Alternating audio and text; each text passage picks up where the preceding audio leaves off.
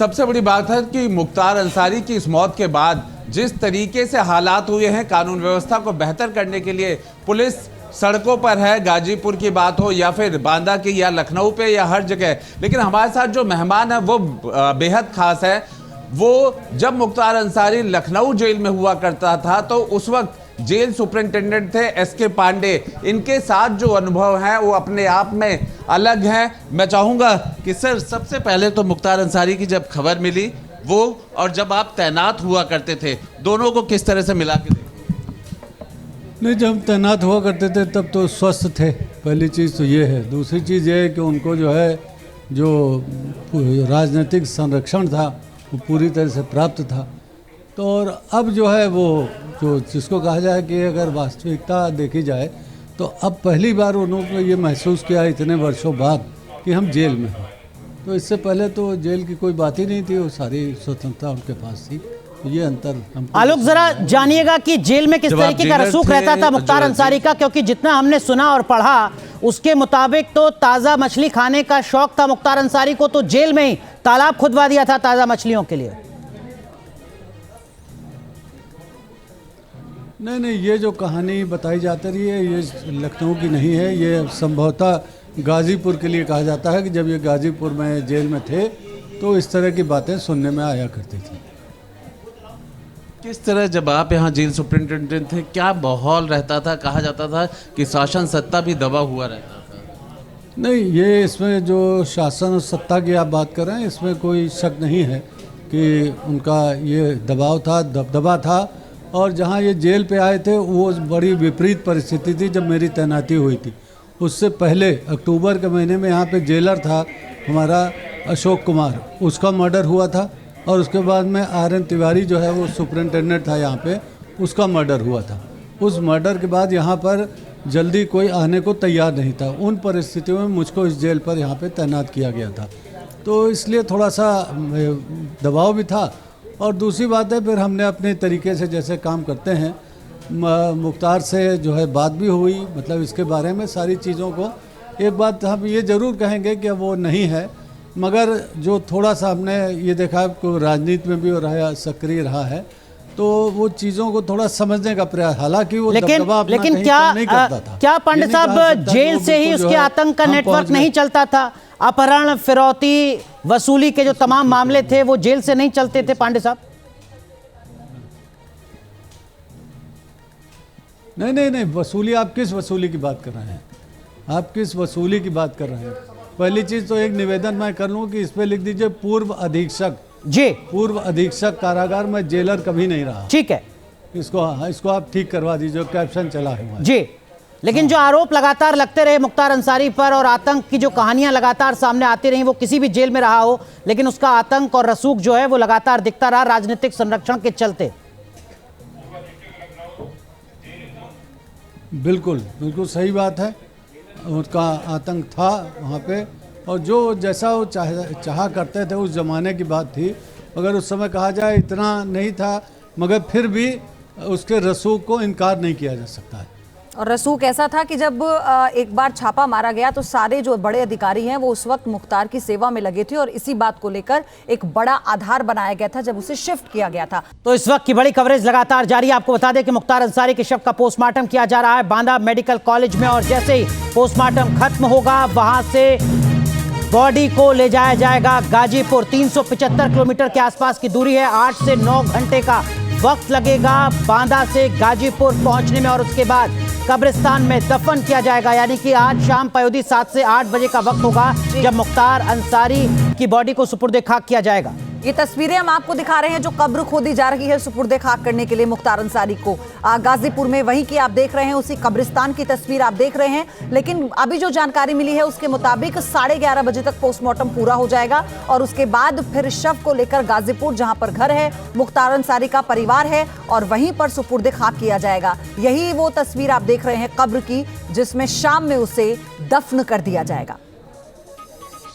तो एक बार फिर रुख करते हैं एसके पांडे जी, जेलर अधीक्षक रहे हैं, लंबा अनुभव उनका रहा है और वो अपने अनुभव को साझा कर रहे हैं, बता रहे हैं कि किस तरीके से राजनीतिक संरक्षण मुख्तार अंसारी को मिला हुआ था। अब सर, एक के बाद एक 65 मुकदमे केवल मुख्तार अंसारी पर।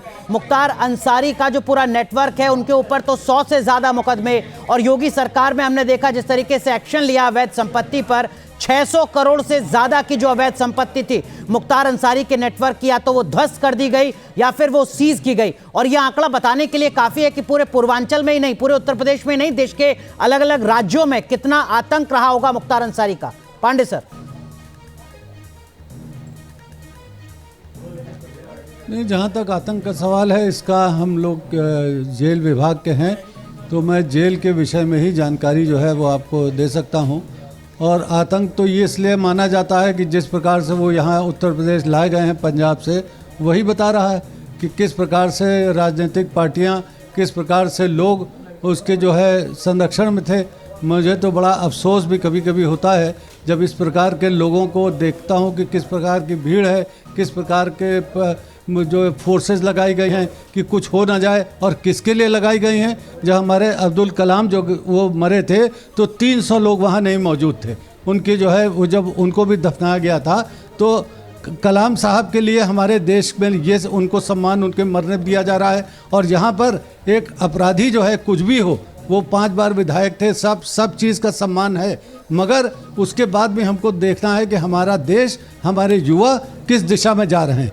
हजारों की भीड़ लगाई जा रही है, क्या दिखाने का प्रयास किया जा रहा है कि हम जो है, हमारी ये हालत है कि हम वहाँ पर जो है एक इस प्रकार से आदमी को इतना महिमा मंडन उसका करते चले जा रहे हैं। आप कह रहे हैं कि एक माफिया को, एक अपराधी को ग्लोरीफाई किया जा रहा है, ये गलत है। राजनीतिक संरक्षण मिलता रहा अब तक, ये अफसोस की बात है, और अब भी अगर ग्लोरीफाई किया जा रहा है ये गलत है।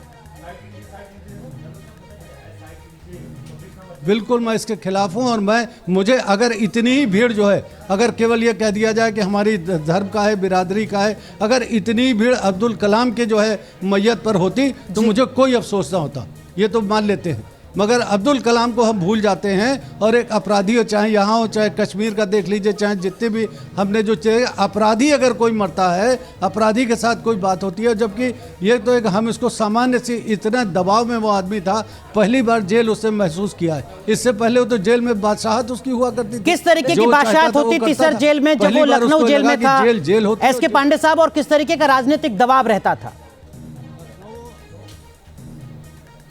राजनीतिक दबाव यह है कि जो उनकी पार्टी के लोग थे, या उनसे जो लोग प्रभावित थे, या जो उनसे अपने कोई कार्य कराना चाहते थे, हर वर्ग का आदमी था। किसी को हम नहीं कह सकते किस पार्टी का था, वो पार्टी कोई भी हो सकती है, मगर जो रसूख यही नहीं था। कितने अधिकारी, मुझे देख करके वो लगता है, उन लोगों को ये लग रहा था जब पहले इलेक्शन हो रहा था तो ये उस समय जो है वो वहाँ बंद थे आगरा जेल में। ये आगरा जेल जाने का मैं उस समय DIG हो गया था, मुझे पता लगा तो ये हुआ कि वहाँ पे जाना है। तो वहाँ जब आगरा जेल पे गए तो ताजुब हुआ जान के कि वहाँ कुछ अधिकारी बैठे हुए थे इस उसमें कि अगर समाजवादी पार्टी की गवर्नमेंट आ जाएगी तो ये इतने मजबूत हो जाएंगे कि ये हमारी पोस्टिंग करा देंगे। तो वहाँ पहले से लोग पेशबंदी कर रहे थे, जैसे यहाँ पेशबंदी की गई कि साहब उनको जहर दिया जा रहा है, जहर दिया जा रहा है। तो ये जहर का जेल अधिकारी, जेल कर्मचारी की औकात है कि वो किसी भी, ये तो बहुत बड़ी है, किसी भी क्या वो मामूली जेल में जो बंद आदमी है उसको जहर दे सकता है? किस तरह से की बात है? ये पेशबंदी होती है कि साहब राजनीतिक हम व्यक्ति हैं, हम जो चाहेंगे करेंगे, जैसा जो हमको बोलना है हम बोल देंगे, फिर उसके बाद। और सर जिस बात का जिक्र आप कर रहे हैं, कई राजनीतिक पार्टियां हैं जो स्तब्ध बता रही हैं खुद को। नहीं, जहाँ तक प्रश्न मुझसे पूछा गया है, जी। देखिए, जहाँ तक गैंग का सवाल है, ये हम समझते हैं कि अगर आप पुलिस अधिकारियों से बात करेंगे या और जो लोग हैं उससे संबंधित हैं, वो बेहतर आपको बताएंगे। ये मगर यहाँ जहाँ तक जो मैंने देखा है कि जिस प्रकार के लोग इनसे मिलने आते थे, क्योंकि हम लोगों की तो वहीं तक की पहुँच होती है, जिस तरह के लोग आते थे और जो वहाँ का वातावरण था। एक मैं लखनऊ का एक वाक़या आपको बताऊं कि इनके जेल पे रहते हुए उस समय जेल परिसर, तो अब तो खैर यहाँ पे वो जेल नहीं है, यहाँ पे वो जो है आपने इको गार्डन बना दिया है। वो उस समय होता ये था कि सारी जो सड़कें हैं उन पे लाइन से गाड़ियाँ खड़ी रहती थी, और हमारा जो जेल का बाहरी जो हमारा कैंपस था वहाँ पे 50 से 60 गाड़ियाँ वहाँ खड़ी रहती थी। मुझे DM से कहना पड़ा, SSP से कहना पड़ा, यहाँ IG से बात करनी पड़ी, मैंने कहा ये गाड़ियां यहाँ पे तो हम लोगों को हटा दिया जाए, सुरक्षा इन्हीं की लगा दी जाए। वो जो असलहेधारी वहाँ पे गाड़ियों में बैठे हुए हैं, कोई कैसे है।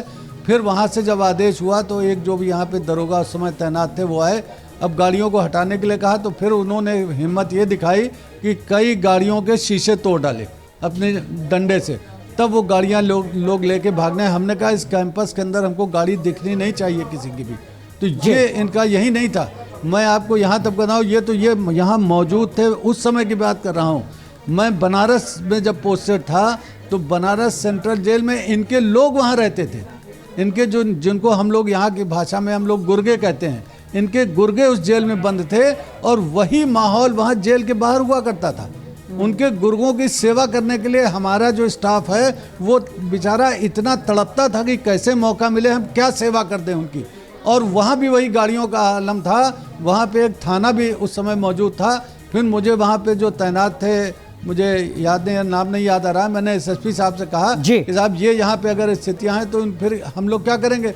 उन्होंने फिर अपनी वही तरीका अपनाया कि सारी गाड़ियों को हटाया, तब जाकर के हमारा कैंपस वहाँ साफ हो पाया। तो ये जो आपने अभी बात कही कि चारों तरफ इनका जो है, और फिर जहाँ तक पूर्वांचल का सवाल है वहाँ पर तो ये पूरे थे ही। लेकिन पांडे साहब केवल पूर्वांचल या उत्तर प्रदेश नहीं, जो पंजाब में भी मुख्तार अंसारी का किस तरीके का रसूख रहा जेल में, वो पूरे देश ने देखा। लगातार उत्तर प्रदेश की सरकार कोशिश करती रही कि पंजाब से वापस लाया जाए मुख्तार अंसारी को, लेकिन पंजाब सरकार ने पुरजोर ये कोशिश की कि किसी भी तरीके से पंजाब की जेल से उत्तर प्रदेश ना पहुंचे। 50 लाख रुपए से ज्यादा पंजाब की सरकार ने खर्च किए मुख्तार अंसारी की सुरक्षा के लिए, मुख्तार अंसारी को वीवीआईपी ट्रीटमेंट देने के लिए। तो जब आप खुद इस बात को कह रहे हैं, जब वहाँ पे तो आप समझ लीजिए कि यहाँ से लेके पंजाब तक या जहाँ भी ये जाते थे। और एक विशेष बात और जो मैंने पाई इन लोगों के साथ, जो ये बड़े बड़े अपराधी है, ये जिस जेल में रहते थे चारों तरफ इनके आदमी, या तो वहाँ पे जो मकान है, जैसे बांदा में रहे, मुझे जहाँ तक मेरी अपनी जो जानकारी है, जेल के आसपास के सारे मकानों में इनके लोगों का कब्जा होता है। वहाँ पर वो असलहे के साथ सारी तैयारी के साथ वहाँ रहते हैं, और वो जो है सुरक्षा जो है वो उनकी अपनी चलती है। जब ये चलते थे, जब जैसे यहाँ से ये लखनऊ से ये जाते थे, जब यहाँ बनारस पे इनका जब पेशी वहाँ हुआ करती थी, जाते थे, उस समय भी इनकी गाड़ियाँ अलग से चलती थी। पुलिस के लिए भी मैं समझता हूँ कितना जो है चुनौतीपूर्ण वो काम था कि आगे भी गाड़ियाँ, पीछे भी गाड़ियाँ, इनके अपने आदमी। और वो गाड़ियाँ ऐसे नहीं कि 2-4 गाड़ियाँ चल रही होंगी, 50-50, 60-60, 100-100 गाड़ियाँ चल रही हैं। अब 100 गाड़ियों में अगर एक असलाह भी है तो 100 असलाह तो उन्हीं के पास होगा। सर, लेकिन ये तो उस वक्त की पुलिस के इकबाल पर भी सवाल है ना, और जो संरक्षण मिल रहा है उस पर भी सवाल है। किस तरह से पाला पोसा गया, और जब रोपड़ से बांदा शिफ्ट किया जा रहा था तो कोई जेलर इंचार्ज लेने को भी तैयार नहीं था। इतना खौफ था, इतना डर था। बिल्कुल आप ठीक कर रहे हैं। जब मेरी तैनाती लखनऊ में हुई थी तो उस समय अधीक्षकों में डर था जी। यहाँ जो जेलर थे वो बेचारे अकेले थे, वहाँ पे कोई अधीक्षक आने को तैयार नहीं था। बड़ी मुश्किल से यहाँ पे हमको जो है यहाँ पे उन्होंने तैनात किया। जब तैनाती हो गई तो अब हो गई तैनाती, वहाँ पे काम करना शुरू किया। उसके बाद हम गए हैं तो एक यहाँ पर एक मिस्टर सिंह हुआ करते थे। हमारे जाने के बाद में फिर उनकी यहाँ पे तैनाती गई, उन्होंने भी वहाँ पे अच्छा काम किया वहाँ पे। तो कहने का तात्पर्य है कि जहाँ तक जेल का सवाल है, हमारे जो अधिकारीगण हैं, मैं कोई पक्षपातपूर्ण मैं बात करता नहीं हूँ, हमारे अधिकारीगण बहुत आपको चुने हुए मिलेंगे जो इस तरह का उनको जो है कोई प्रश्रय दें या उनको संरक्षण दे। ज़्यादातर होता है जो हमारे नीचे के कर्मचारी जो होते हैं वो जरूर इन लोगों से मिलते हैं। और इनका जो है, मैं आपको एक वाकया सुनाता हूँ कि ये जब यहाँ लखनऊ में थे तो एक यादव करके, मुझे पूरा नाम नहीं याद आ रहा है, ये आए कि साहब ये आपके यहाँ सिपाही है, इसकी ज़रा मदद कर दीजिए। उस समय वो तैनात था उत्तराखंड में, वहाँ पे शायद वहाँ पे वो 99 की ये बात है, 98 की। तो उस समय जो है वो आके हमसे कहता है कि साहब हमको जो है टर्मिनेट करा दीजिए। अरे हमने कहा भाई ये हम कैसे कर सकते हैं कि तुमको हम कहें कि सेवा हमारी साहब सेवा बोल, तो ये हमसे कहते हैं अरे साहब मदद कर दीजिए इसकी, हमारा आदमी है, हमारे लिए बड़ा काम करता है। अब आप सोचिए कि जेल का सिपाही जो वहाँ तैनात है, देहरादून में तैनात था, वो कहता है कि मेरी सेवाएं समाप्त करा दीजिए। तो हमने कहा तुम वहाँ जाओ नहीं। तो वहाँ उससे जब कहा, उसने कहा साहब वो मैं तो वहाँ जाता ही नहीं हूँ, अधीक्षक ने हमसे कह रखा है कि तुम जहां मर्जी है तुम रहो, तुम्हारी अटेंडेंस भी लगा देंगे और तुम्हारे को हम तनख्वाह देते रहेंगे। ठीक तो बात। साहब हमको हमारी सेवा नहीं समाप्त कर रहे हैं। मुख्तार सिफारिश कर रहे हैं कि इसकी सेवा समाप्त करा दी जाए, और वहाँ पे अधीक्षक ये हिम्मत नहीं कर रहे हैं कि सेवा उसकी समाप्त कर दें।